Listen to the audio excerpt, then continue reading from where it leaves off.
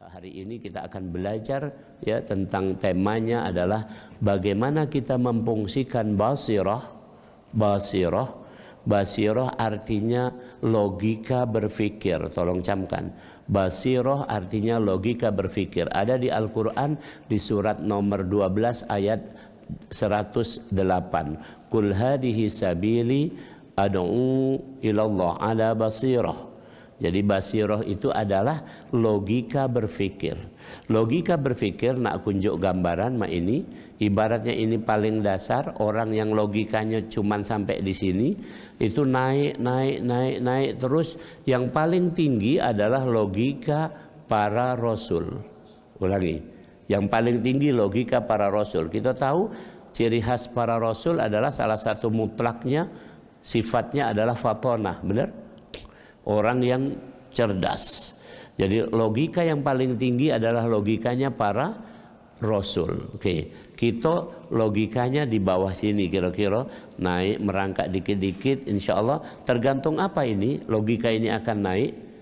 Ini tergantung hidayah Allah. Tergantung hidayah Allah. Tolong camkan di sini. Maka disinilah kita tak punya kuasa apapun.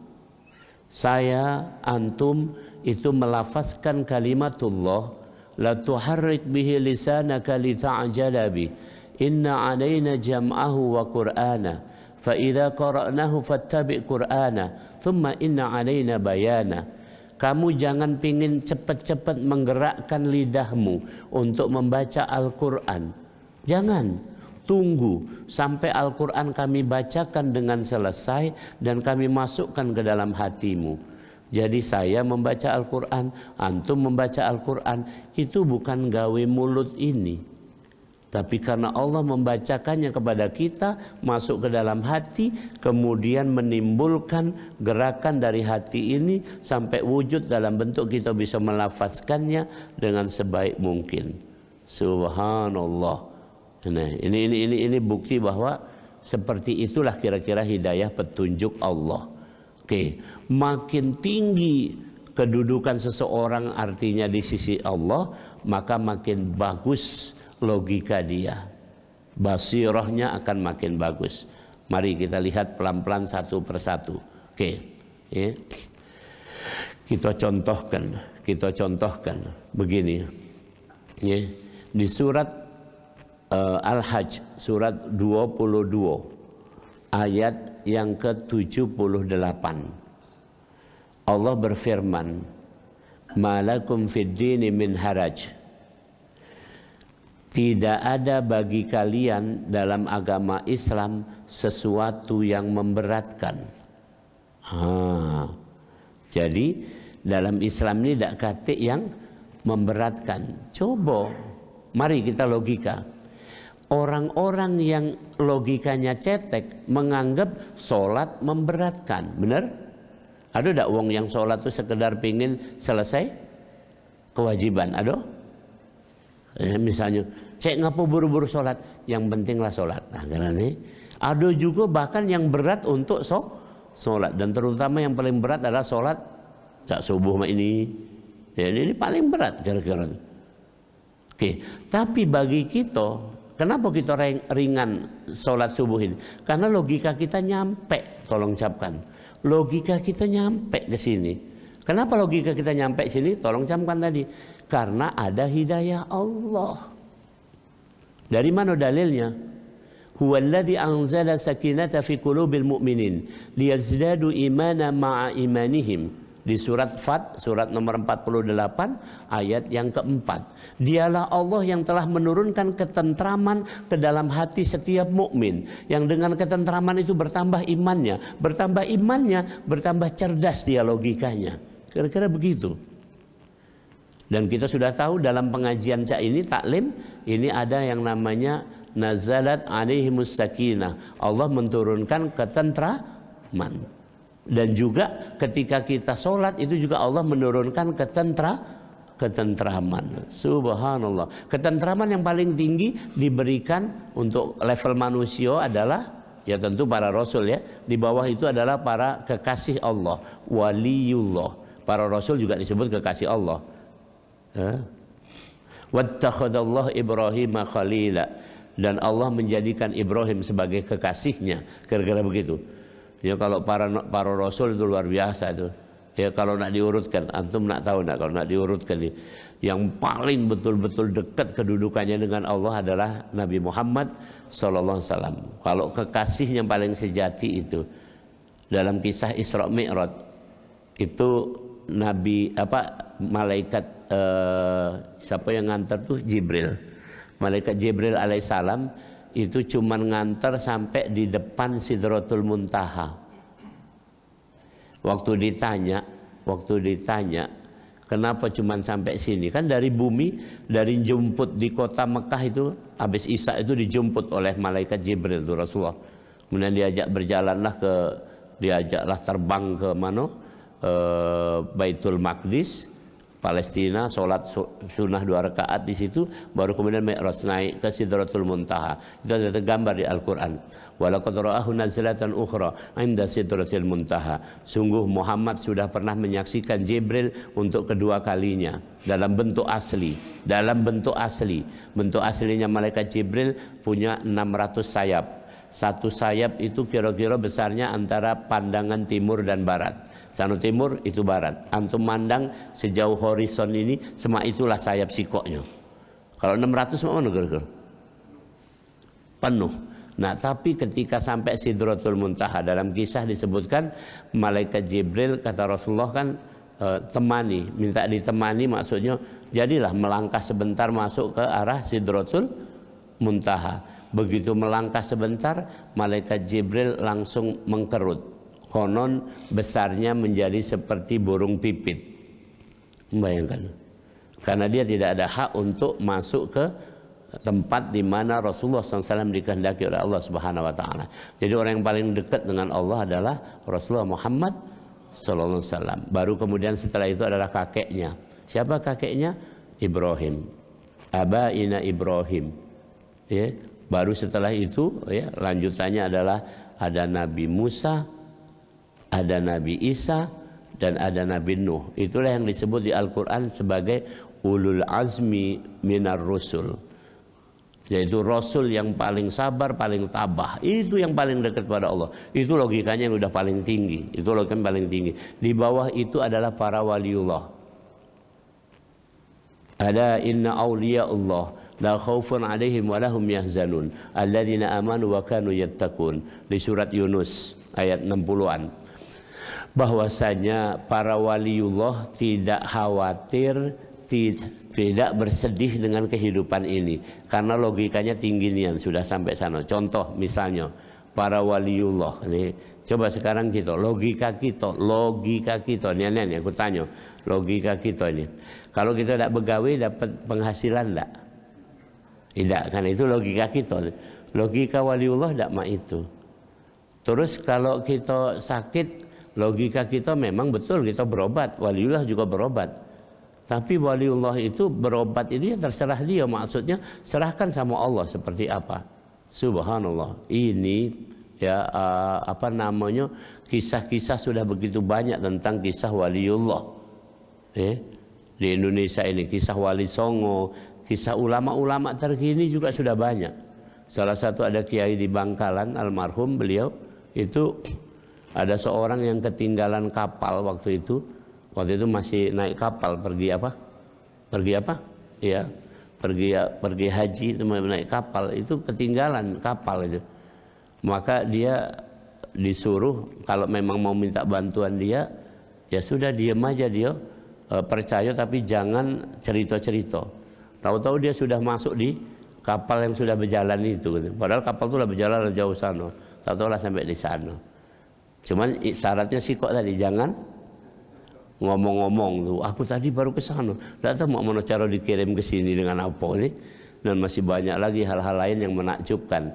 Tapi itu bukan menakjubkan, intinya karena orang kedekatan dengan Allah, maka tidak ada yang mustahil kalau Allah sudah menolongnya. Itu orang-orang yang logikanya paling tinggi. Kemudian yang di bawah itu adalah kita, ke bawah ini, maka kita asah logika ini. Tadi saya sudah sampaikan surat nomor 22 ayat 78.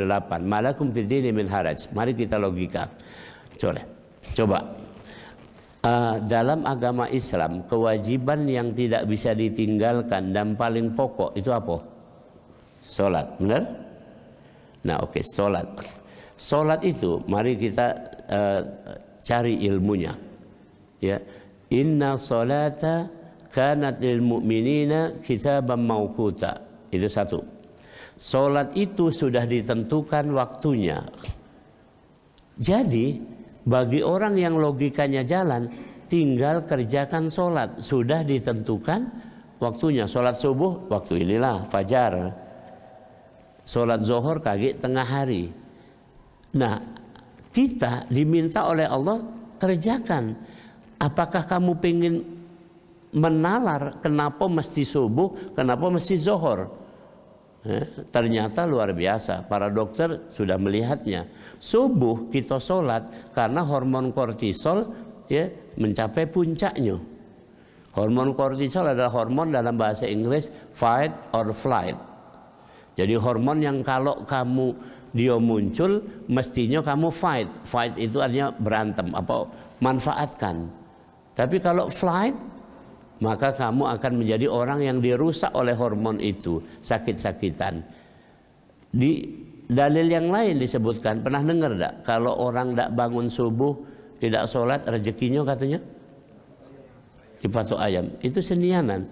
Matahari itu sudah siap-siap nak terbit. Dengan gagahnya mau menyinari bumi. Kalau secara ilmu pengetahuan, matahari menjadi media utama untuk terjadinya fotosintesis. Fotosintesis adalah pembuatan karbohidrat. Dan karbohidrat adalah energi utama manusia. Ketika karbohidrat tidak ada energi.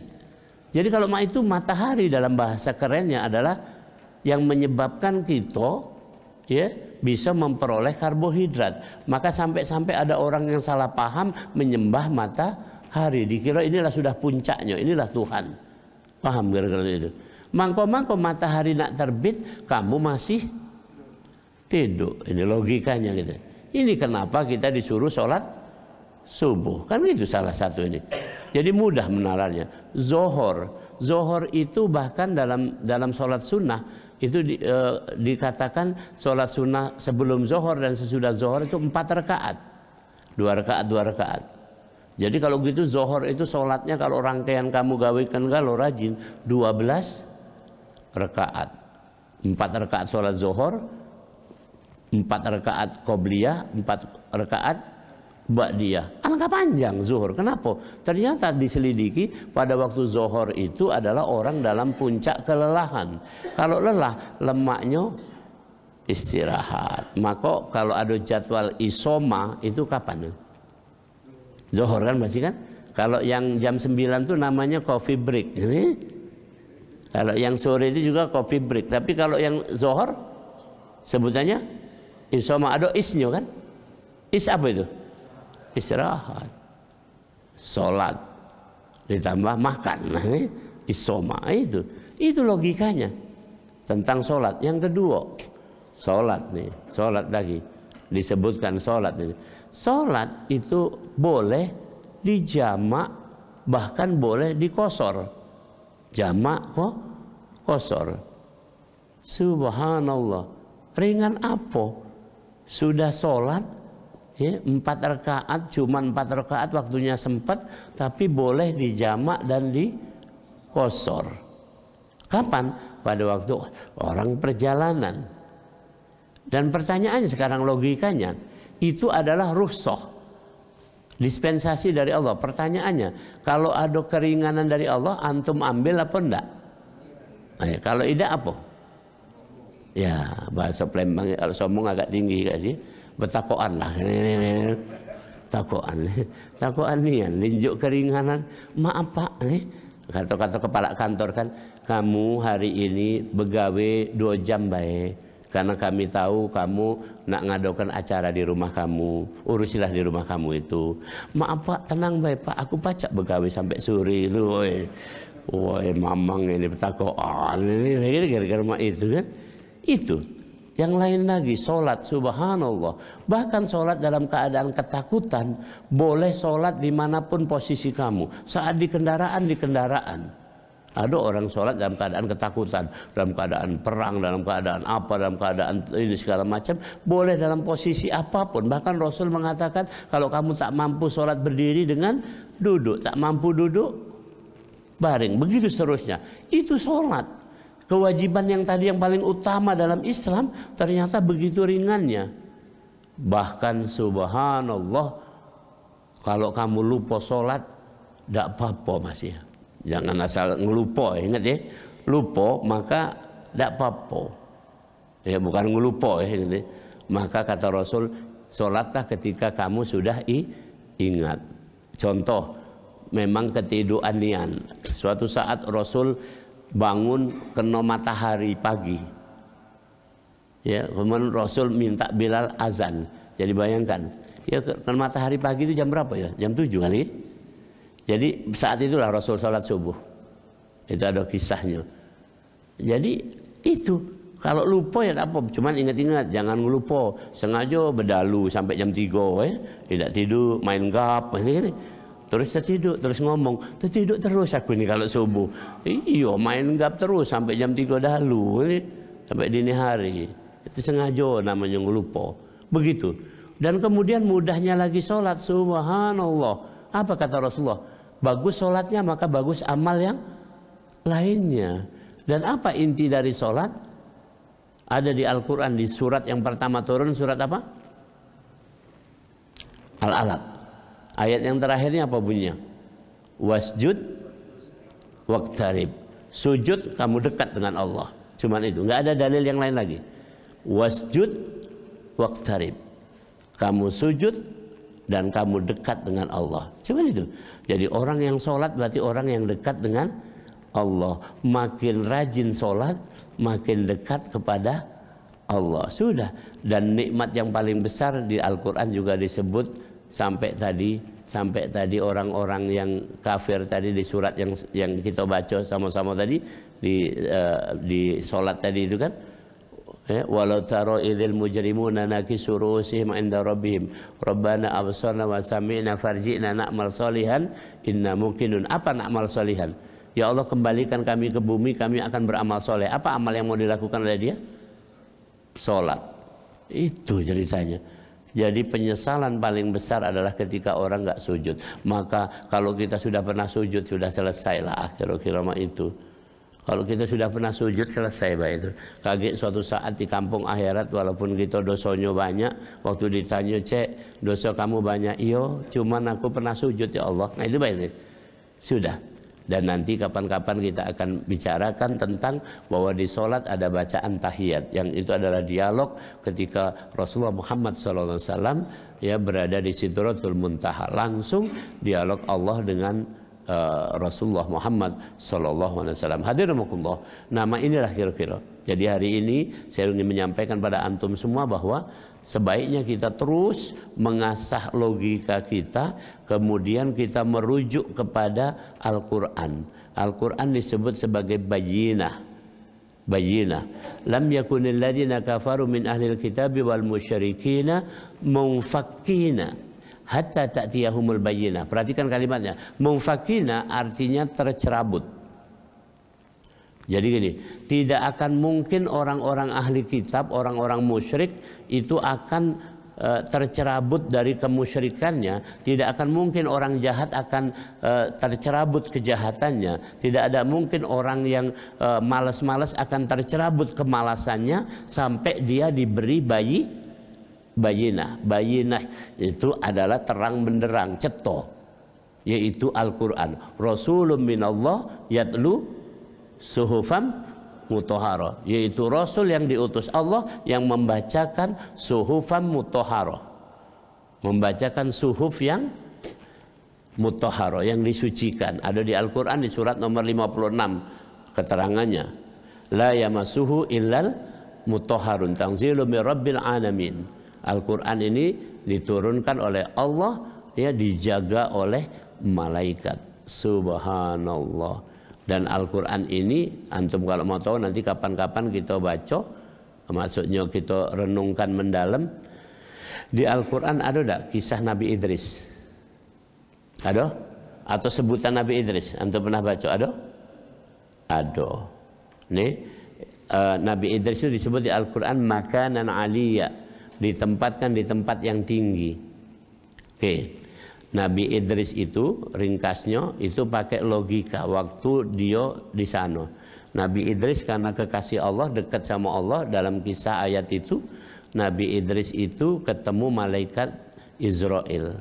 Nanyo, kira-kira bahasa kita Israel, kamu itu kan yang tukang nyabut nyawa. Coba aku dicabut nyawa, tapi ecak-ecak baik. Maksudnya itu percobaan.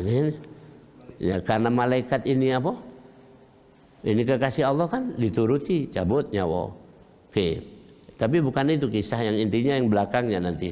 Nah, kemudian setelah dicabut nyawa, baru bisalah orang ini atau Nabi Idris ini pergi ke alam akhirat. Maka ketemulah malaikat Malik. Coba aku diajak keliling-keliling neraka ini. Keliling neraka. Sampai di ujung. Karena kenapa? Ujung dari neraka adalah surga. Ada di Al-Quran. La tarawunnal jahim, tsumma la tarawunnaha 'ainal yakin. Kamu benar-benar nanti akan melihat neraka dengan mata kepala kamu sendiri. Dan kamu harus melewati itu, namanya jembatan Sirat. Jadi dijalankanlah sampai ke seberang sana. Di seberang berarti surga. Ketemu Ridwan.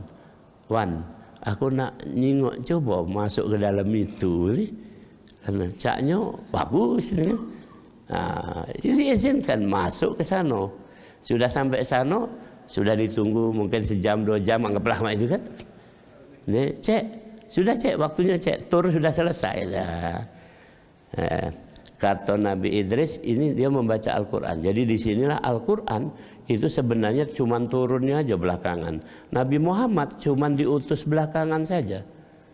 Nabi Idris membacakan dalil yang ada di Al-Quran. Dak kati wong yang sudah masuk surga itu metu lagi. Khalidina fiha. Khalidina fiha. Dia kekal di dalamnya.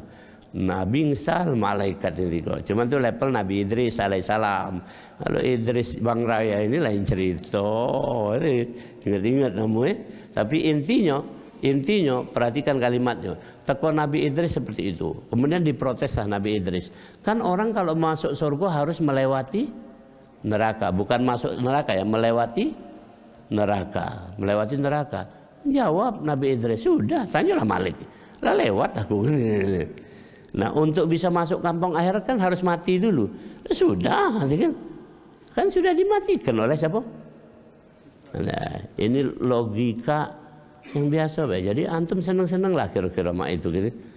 Jadi sekarang ini kita kalau logika kita paling tinggi sampailah kepada logika waliullah la khaufun alaihim wa lahum yahzanun. Jadi contoh misalnya logikanya ketika nggak ada makanan puasa, ketika ada makanan makan, itu kan? Kenapa? Karena kita secara ilmu pengetahuan ternyata orang tidak makan bisa tahan sampai 14 hari dan nggak mungkin selama 14 hari kita nggak jumpa makanan, kan kira-kira begitu. Subhanallah, minum itu 7 hari batasnya. Tidak mungkin juga kita tidak ketemu minum selama 7 hari kira-kira. Jadi kalau soal makanan kenapa kita mesti ribut-ribut? Soal misalnya ini itu apalagi jabatan apalagi segala macam itu cetek nian kira-kira begitu. Ketika kita sudah berlogika yang sebaik-baiknya, tinggal bagaimana kita sekarang ini jalani hidup dalam keadaan itu bertauhid, tinggal kepasrahan kepada Allah Subhanahu wa taala. Ya, maka dalam hadis dikatakan puncaknya hari ini orang kalau mau berlatih logika paling tinggi sampailah kepada dalil anna indadoni abdibi, yaitu ya tergantung sangkaan kita kepada Allah Subhanahu wa taala. Sangkaan kita kepada Allah. Kalau kita senantiasa bisa menyangka yang baik kepada Allah, itu logikanya tinggi.